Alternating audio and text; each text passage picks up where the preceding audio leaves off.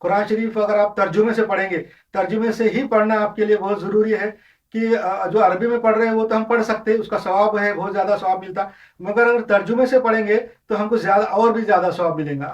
قرآن شریف کا پڑھنے کا بھی ثواب ملے گا، اور سمجھ کے اس کے اوپر عمل کرنے کا بھی ثواب ملے گا، اور اس کے اندر کیا لکھا ہوا ہے وہ بھی معلوم ہوگا۔ اس لیے قرآن شریف کو ترجمے سے، ٹرانسلیشن سے پڑھنا چاہیے۔ جو بھی زبان آپ کو آتی وہ اس زبان میں پڑھنا چاہیے۔ اگر جن لوگوں کو صرف انگلش آتی، اچھی طریقے سے آتی، تو انہوں نے انگلش میں پڑھنا چاہیے۔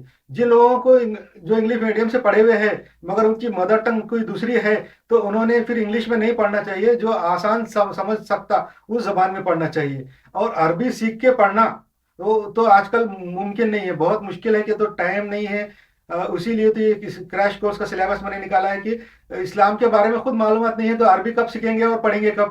اس لیے کم سے کم ٹرانسلیشن پڑھنا چاہیے۔ اور اگر جو لوگ اگر بہت زیادہ کوشش کرنا چاہتے اور ٹرانسلیشن سے بھی نہیں پڑھ سکتے، تو کسی عربی جاننے والے سے جو عربی پڑھ سکتا ہے یا ٹرانسلیشن پڑھ سکتا ہے، کم سے کم جو اردو میں یا کسی اور لینگویج میں ٹرانسلیشن پڑھ کے آپ کو سنا سکتا ہے، تو اس کے پاس بیٹھ کے سننا چاہیے، یہ بھی بہت ضروری ہے۔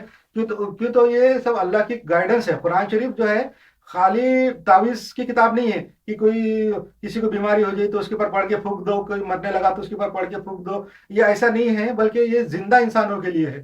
جو انسان زندہ گھوم رہے پھر رہے دنیا میں، جو معاشرہ ہے مسلمانوں کا اور لوگوں انسانوں کا جو سوسائٹی ہے، اس کے فائدے کے لیے ہے۔